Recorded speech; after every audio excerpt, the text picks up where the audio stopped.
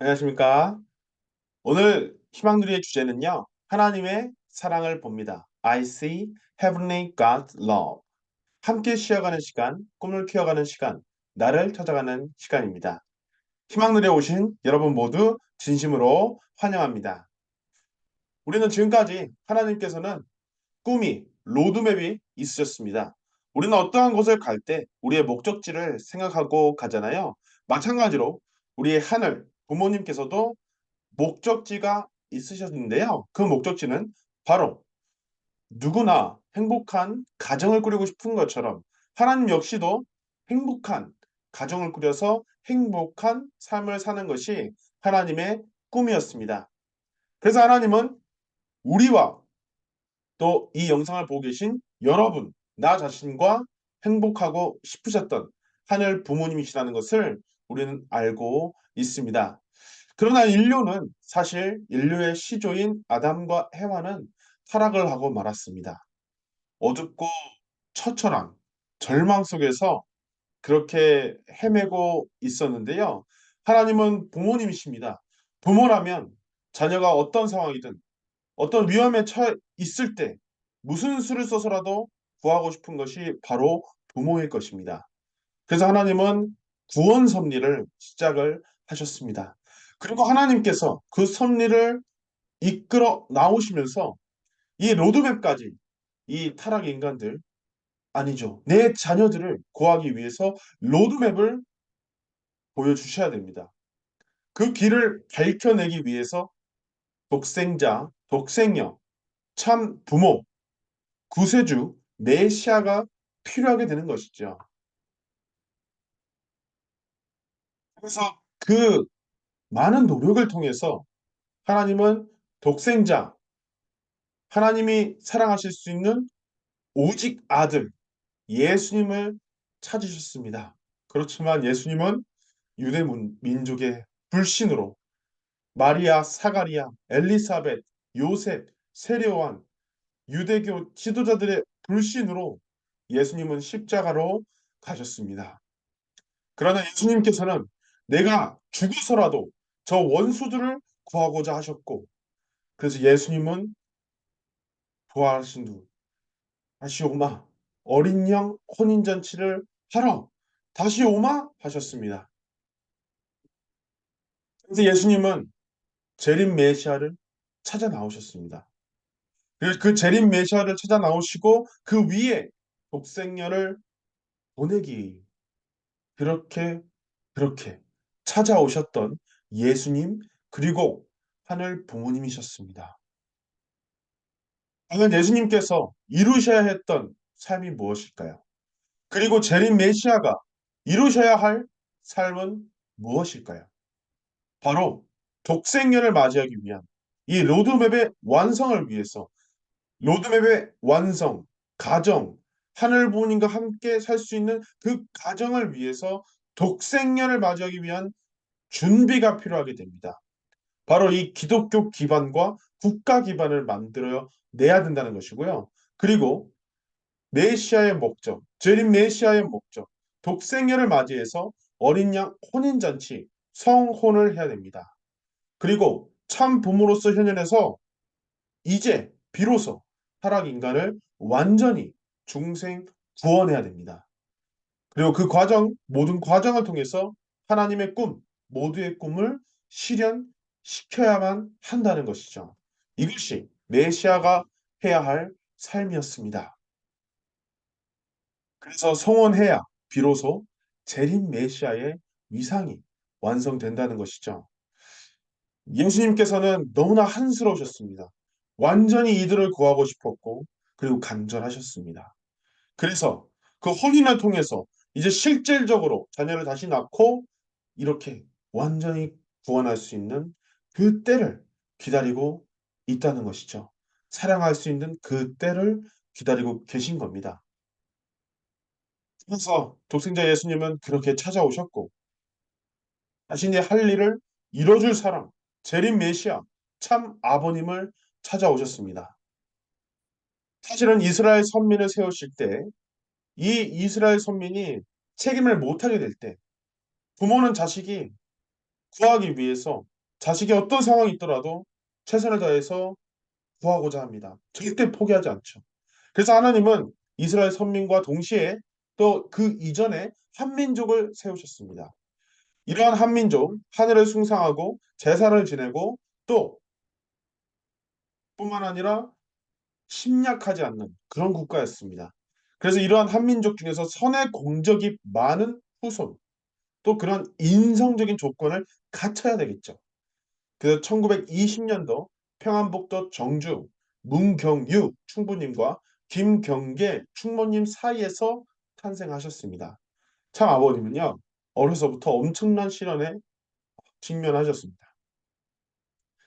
자신이 사랑하는 형제들을 또 기선이나 잃게 되고 또 정말 죽음과 같은 그런 심정적인 고통을 많이 느끼셨습니다. 기독교를 신앙하면서 그게 지내오지만 왜 우리 형제들이 죽어야 되고 왜 이 한민족이 고통을 받아야 되고 왜 내가 이렇게 힘들어야 되는지 그러한 시련 속에 있었습니다. 그렇지만 참 아버님은 어렸을 때부터 나보다 불쌍한 사람들을 보면 11살, 10살, 아니요, 9살 이런 어린 나이에도 쌀가마니를 쥐고 그 임신을 했는데 아주 그 돈이 없어서 못 먹는 그 부부가 있었어요.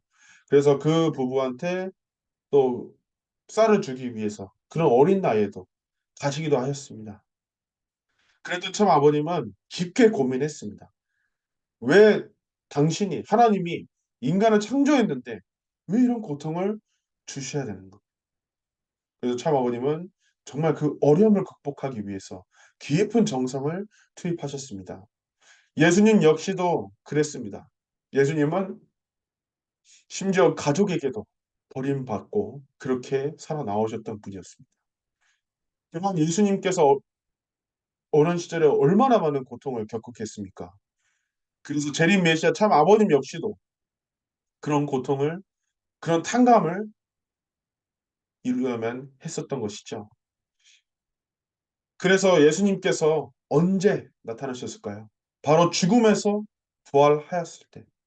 부활하셨을 때, 그때 참 아버님을 찾아 나오셨습니다.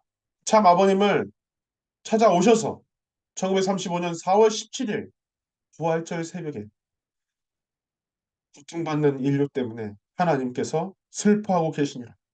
네가 큰 사명을 맡아다오. 15살 참 아버님 앞에서 그 말을 하셨습니다. 아버님께서는 몇 번이나 거절하셨습니다. 그러나 내가 아니면 안 된다는 것을 아셨고 내가 그 사명을 맡기로 결단하셨습니다.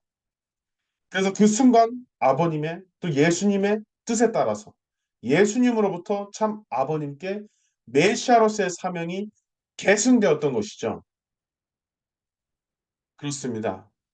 그렇다면 재림 메시아는 독생녀를 맞이하기 위해서, 독생녀를 찾아내기 위해서 어떠한 것을 해야 될까요? 바로 지금까지의 진리로는 안 됩니다. 지금까지의 가르침으로는 안 됩니다. 그래서 모두를 구할 수 있는 가르침, 진리를 찾아내야 됩니다. 그리고 독생녀를 맞이할 수 있는 기독교 기반이 필요합니다. 그리고 선민, 한민족의 국가적 기반이 필요하게 된다는 것이죠.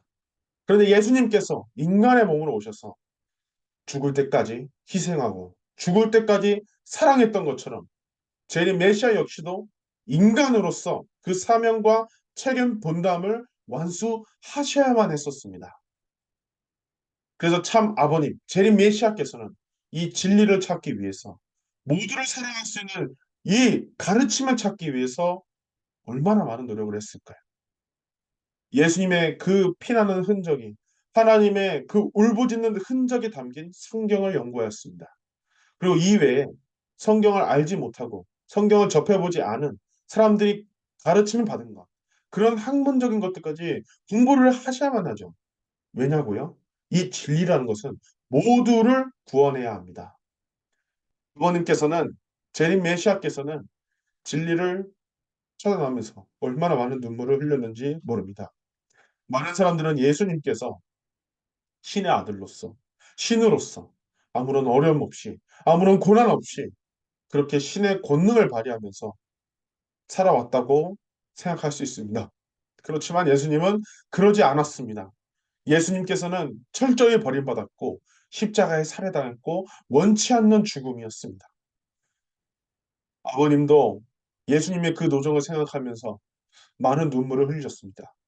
내가 배신당하더라도, 내가 죽을 뻔한 그 위기에 처하더라도 그들을 끝까지 사랑했습니다. 역사상의 어떤 사람도 하나님을 위로하지 않았습니다. 그러나 아버님은 하나님을 위로했습니다. 그리고 직접 내가 실천해서, 직접 내가 사랑해서, 증명해서 선포하셨습니다. 1951년, 52년에 원리 원본을 집필하시고요. 원리 해설을 57년에 집필하시고요. 66년에 원리 강론이 나오고 이제는 천일국 시대 말씀으로 이 진리가 이어져 오고 있는 것입니다. 원리 강론까지는 재림 메시아와 예수님 중심의 역사만이 있었습니다. 하나님의 본질에 대해서는 다루지 못했었죠. 그러나 천일국 시대는 이제 목적지를 향해 나아가고 있습니다. 하나님의 목적지는 바로 인간인 자녀들과 나와 함께 행복하게 사는 것이 하나님의 목적입니다. 하늘 부모님으로서요. 그래서 이런 하늘 부모님의 본질과 독생녀 진실의 선포가 드러나는 우리의 천일국 안창, 삶의 시대가 드러나는 말씀이 바로 지금의 천일국 시대 말씀인 것이죠. 사실은요, 여러분, 기독교 이 기반, 예수님의 피와 땀과 눈물, 이 희생의 기반 위에 독생녀가 오셔야만 합니다. 그래서 기독교는 독생녀 탄생을 준비했어야만 했고요. 참 아버님은 독생녀를 환영할 기반을 만들어야 됐습니다. 어떻게요? 기독교 지도자가 됐어야 했습니다. 그리고 기독교 환영 위에서 어린 양 혼인잔치 참 부모로 현현하셔야만 했습니다. 당연한 이야기죠. 그렇지만 여러분, 그것이 쉽게 되지 못했습니다. 기독교 신령 교단이 불신했고요. 아벨령 기독교 그룹 역시 불신했습니다. 그리고 그 당시에 한국이 기독교의 중심 국가였던 미국의 도움을 받고 해방을 받아서 그 미국의 기독교가 한국에 전파됐습니다. 게다가 초기 초대 정부의 주요 인물들도 기독교인들이었죠. 이승만 대통령도요. 그러나 이들이 아버님을 받아들이지 못했습니다. 그 결과적으로 하나님께서 그렇게 찾아왔던 그 기독교가 참 아버님을 재림 메시아를 예수님의 뜻을 몰랐습니다. 그래서 독생녀를 환영하는 국가적 기반도 기독교적 기반도 예수님의 희생의 기반도 어려움을 맞이하게 되었습니다. 그러나 포기할 수 없었습니다. 내가 하늘 부모를 알기에 내가 예수님을 알기에 절대로 포기할 수 없었습니다. 그래서 참 아버님께서는 내가 어떻게 해서든지 이어나가야 되기 때문에 새로운 교단을 설립하셨습니다. 1954년 세계 기독교 통일 신령협회였죠. 바로 이것이 기독교를 대신할 기반이었습니다. 그러나 기독교를 대신할 기반이지만 국가적인 기반을 만들어내야만 했습니다. 그래서 그 당시 한국의 기독교가 하지 않았던 거기까지 생각하지 못했었던 선교를 나갔습니다. 바로 일본, 미국, 자유주의의 아주 선진국들을 대상으로 선교를 나갔습니다. 그래서 참부모를 환영하는 기반을 준비했다는 이 조건적으로나마 준비를 하였고 그 자리에서 기독교와 정부의 엄청난 반대 속에서 참부모께서는 성원하셨고 이 구원 섭리는 반대와 핍박을 뚫고 시작이 되었던 것이죠. 그래서 하나님께서 그토록 바라던 목적지 참 부모가 나타났습니다. 1960년 3월 16일이었죠. 근데 참 아버님께서 참 어머님께서 이때 얼마나 정말 눈물이 나올 수밖에 없는 초절한 자리에서 성원을 하셨을까요? 하나님의 그 목적이 얼마나 초절한 자리에서 시작이 되는지 모릅니다. 참 어머님께서 그 당시 17살의 나이였습니다.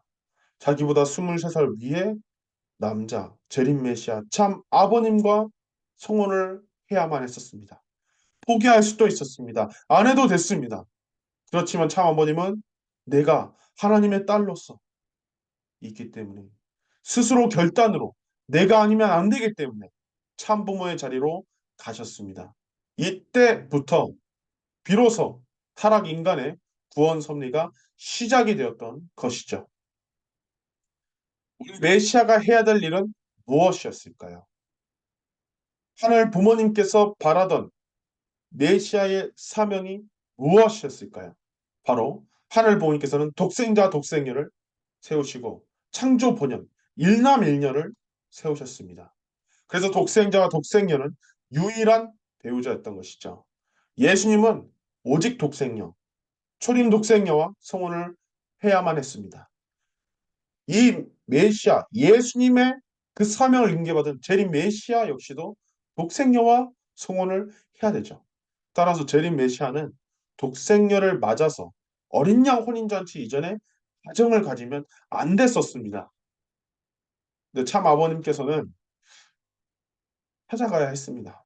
그리고 그 가정을 가졌다는 것으로 죽음을 다해서 흥남 감옥의 도장을 가질 수밖에 없었습니다.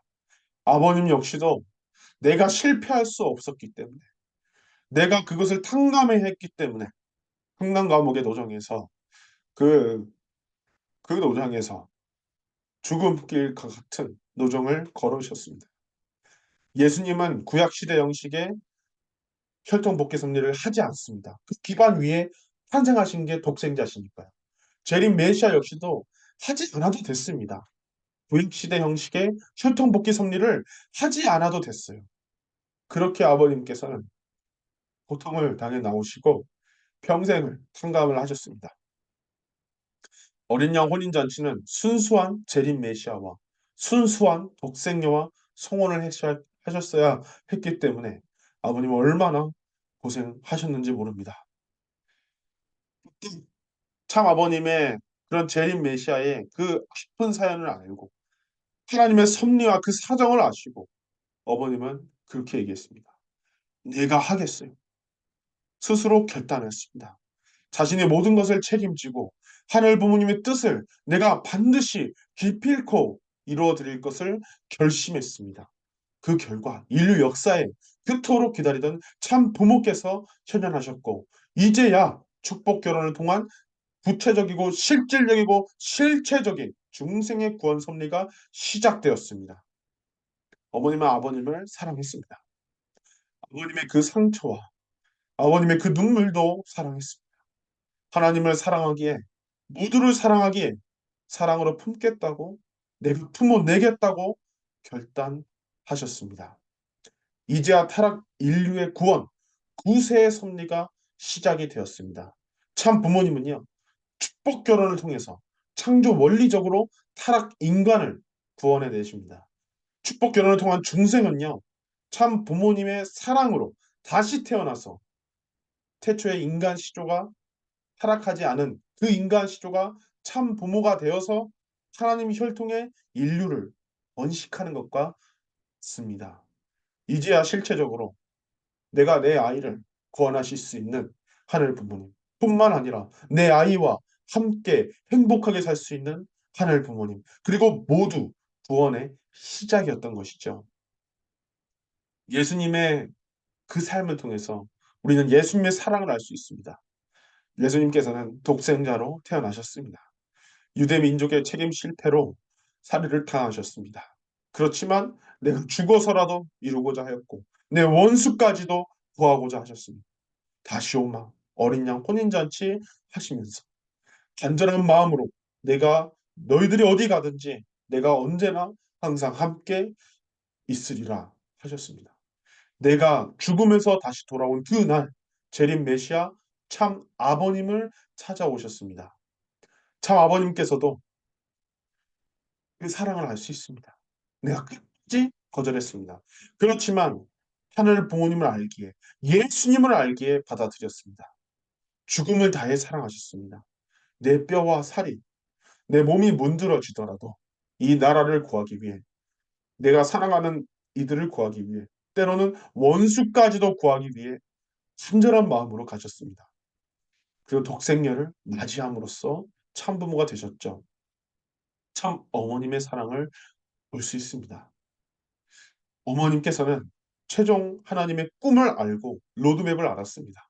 그래서 모두를 위해서 아버님을 사랑하기에, 아버님의 눈물도, 아버님의 상처도 하나님을 사랑하기에 모든 것을 품기로 결단하셨습니다. 그래서 참 부모님의 섭리가 비로소 하나님의 섭리로 전진할 수 있었던 것입니다. 그 하나님의 사랑, 그 예수님의 사랑, 그 아버님의 사랑이 있는 곳. 지금 참 어머님께서 지금 섭리의 중심이라는 것입니다. 예수님께서는 하나님과 함께하고 싶어 하십니다. 예수님께서는 나의 할 일을 대신 이뤄주는 참 아버님과 참 어머님과 참 부모와 언제나 함께하고 싶으십니다. 그래서 참 부모로부터 결혼 축복을 받으시고 이제 축복 가정으로 천일국 섭리를 협조하고 계신 예수님이십니다. 우리는 이 모든 이야기를 통해서 하나님의 사랑을 봅니다. 자녀를 사랑하기에 안 되면 내가 될 때까지 절대로 포기하지 않습니다. 그리고 심지어 내 원수까지도, 즉 모두를 구하고자 합니다. 그리고 끝까지 사랑하기로 부모는 결단합니다. 우리는 이 하나님의 사랑을요, 지금의 이 하나님의 사랑을 우리는 예수님, 우리는 참 아버님, 우리는 참 어머님의 삶을 통해서 하나님을 볼 수 있었고, 하나님을 느낄 수 있었습니다. 그 하나님의 사랑은 어떠한 사랑일까요? 우리 모두를 구하기 위한 사랑의 삶이었고, 이 자리에 있는 여러분, 나를 찾기 위한 사랑의 삶이었습니다. 이제 여러분, 나를 통해서 하나님의 사랑을 소중한 이들에게 또 모두에게 보여줄 수 있는 우리 모두가 되었으면 좋겠습니다. 사랑하는 여러분, 언제나 여러분의 밝은 미래를 응원합니다. 감사합니다.